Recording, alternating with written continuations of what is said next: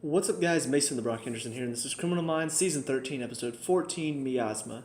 So, based on the fact that I did have somebody asking when I was going to review this episode, I figured something big was probably going to happen.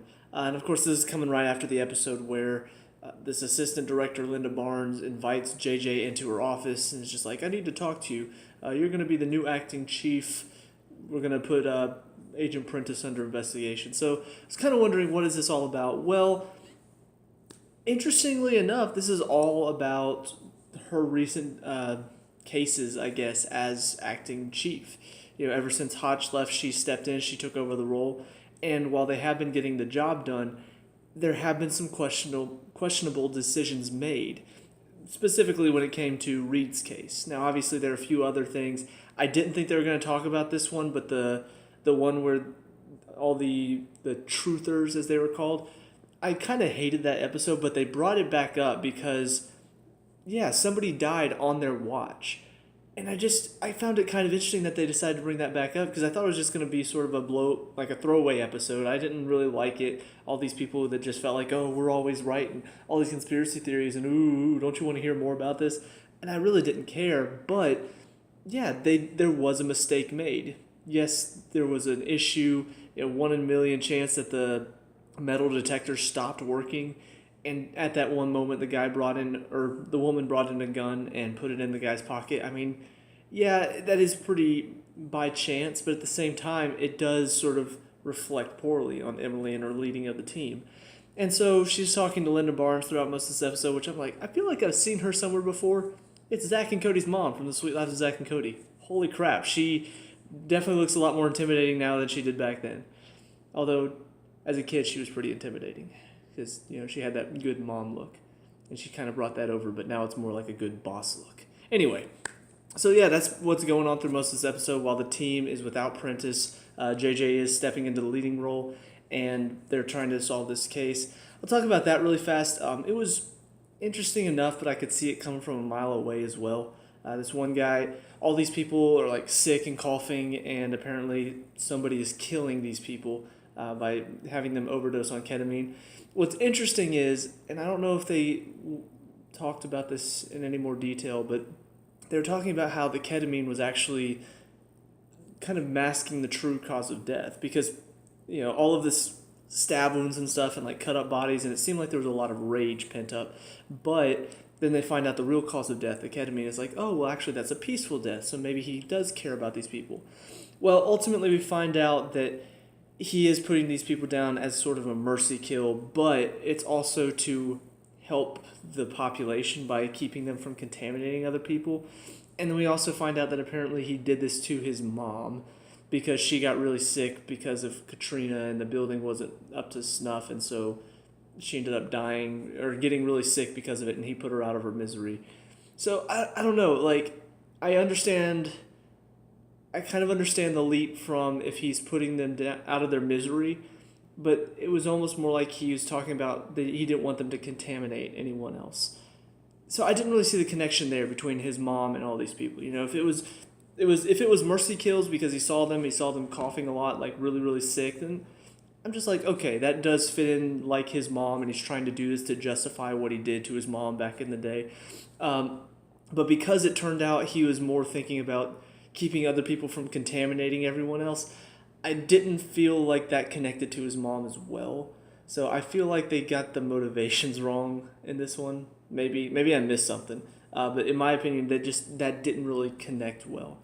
But the fact that he killed his mom, I could kind of see that come from a mile away. They were asking, oh, what actually killed his mom? And I'm just like, they had just mentioned something along the lines of maybe he's doing this to justify his first kill. I'm like, oh, so he killed his mom and he's blaming other people for it. I get it now. So it was pretty obvious for me.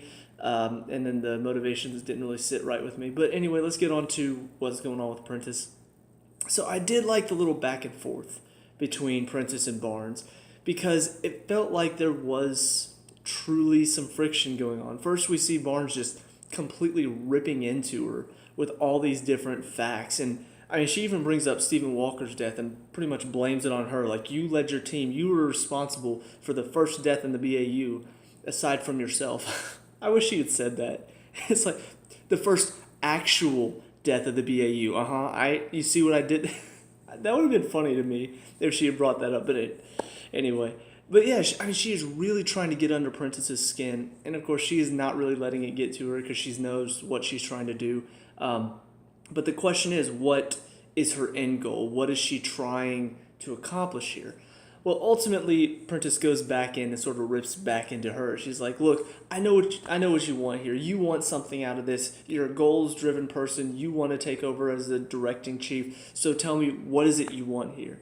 And she just kind of turns it off. She's like, "All right, so you're just going to need to calm down, and then we can get back to this because you might say something you will really regret."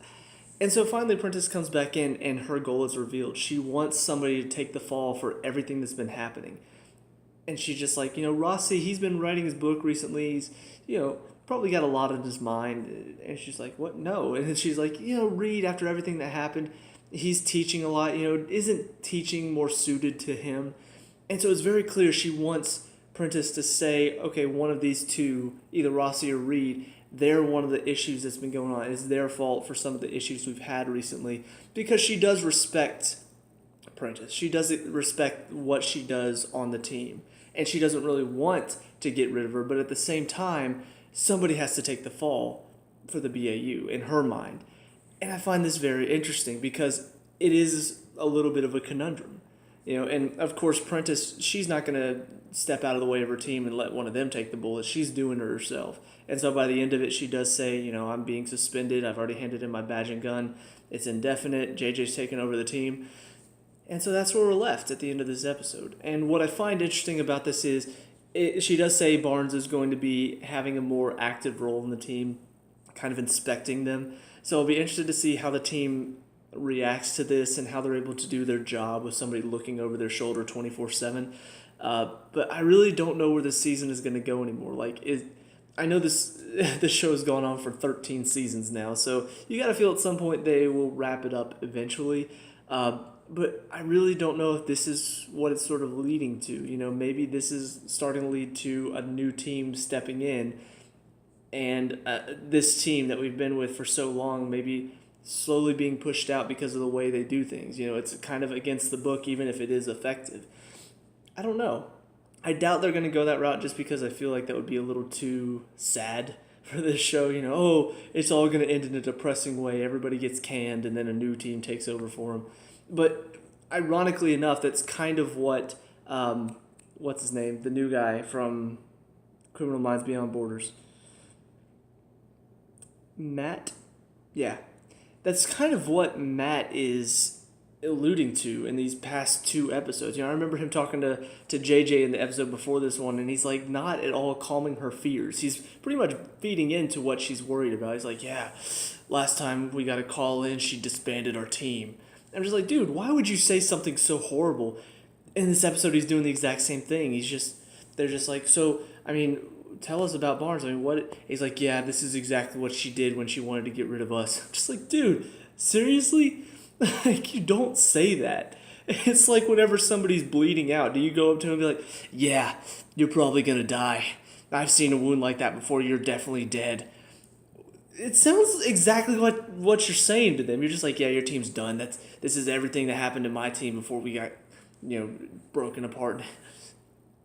I don't know. That part of it is just really stupid to me, but everything else along, with the whole Prentiss and Barnes stuff, that was interesting. I'm going to be curious to see what they're going to do with Barnes being more a part of the show. I wonder if Prentiss is going to be involved at all. Maybe she has some other show to go beyond Paget Brewster. I don't know. I know she's been away from the show for a long time, and now all of a sudden she's not going to be on the show again, possibly. Maybe it's going to be one of these things where she's kind of like Hotch was that, what was that, like the 6th or 7th season after his wife died. There was like a few episodes where he was, was it after she died or was it before? I don't know. There were a few episodes where he wasn't really a part of the team. He was sort of taking a leave, and they still sort of called him to ask for his advice, but he wasn't really a part of the team. I wonder if Emily's going to be doing that now, or if she's just going to be off the show for now while the team is being investigated. So I'm very curious to see where it's going to go from here. But that's about it for this episode. So let me know what you guys think down in the comment section below. What were your thoughts on this episode? Let me know. We can talk about and discuss all that good stuff. Leave a like and subscribe. Future Criminal Minds reviews. I'll see you guys in the next one. Peace out.